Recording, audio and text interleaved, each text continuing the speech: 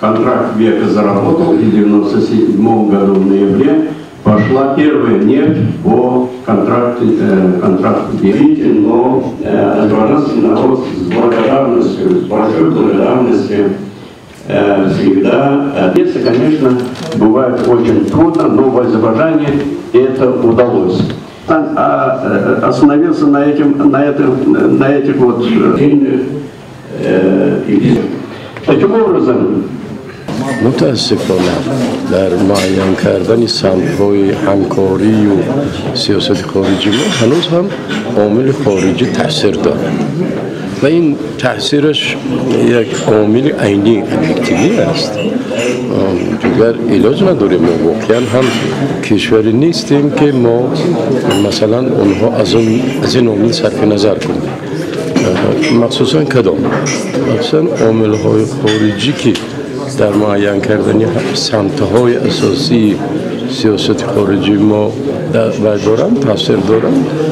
کشورهای کلیدی که در منطقه هم و در دنیا در جامعه بین المللی هم نفوذ دارد و منطقه آسیای مرکزی تاجیکستان در اینجاست، روسیه نفوذ دارد، چین نفوذ دارد، امریکا نفوذ دارد، اتحاد اروپایی نفوذ دارد.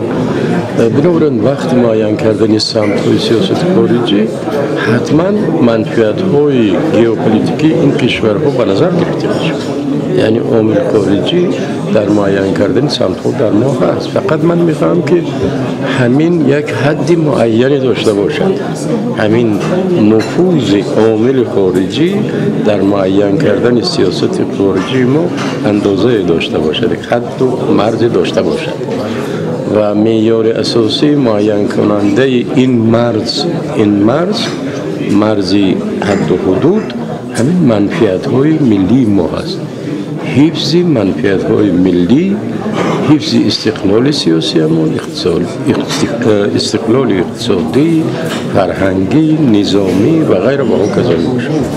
تاجیکستان که در حقیقت دولتی مستقل است، صاحب استقلال است از بسیار جهت‌ها، اما برای اون نکته‌هایی که در این کنسپسیا نوشته شده است که باید سمتی آینده سیاست خارجی تاجیکستان چطور باشد، این البته باید در این سال ماهای نزدیک احتمال دارد با بحث‌های زیادی ادامه کنند. من خاطر که تاجیکستان این خیلی کشوری نیست که در این منطقه از همه جهت گویا که تماما مستقل، تماما گویا که نوابسته و گویا که همه اون اقدامات سیاسی خارجی خود دارد که باید مستقل باشد.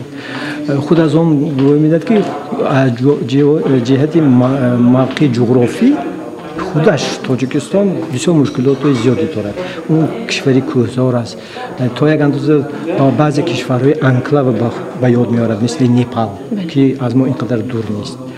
خب این یک جهتی گوییم از جهت جغرافی. از لحاظ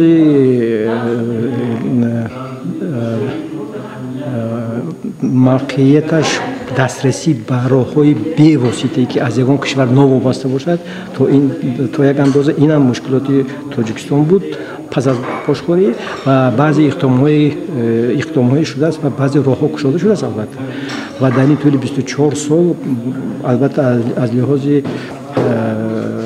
کمونیکاتیوی یعنی نقلیاتی بعضی راه‌ها البته گشوده شده است، اما مشکلات‌های امنیتی منطقه و همچون عامل و به طور مستقل برای ماندن سیاسی تاجیکستان تا یک اندازه چی دارد، تاثیر دارد.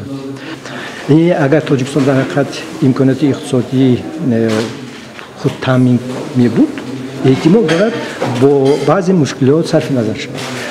از این خاطر وقتی که سخن درباره استقلالیت کامل میرد همین جنبه اقتصادی و یعنی استقلالیت اقتصادی و یک عامل مهمترین است که صد بسیار پروبلم میشه.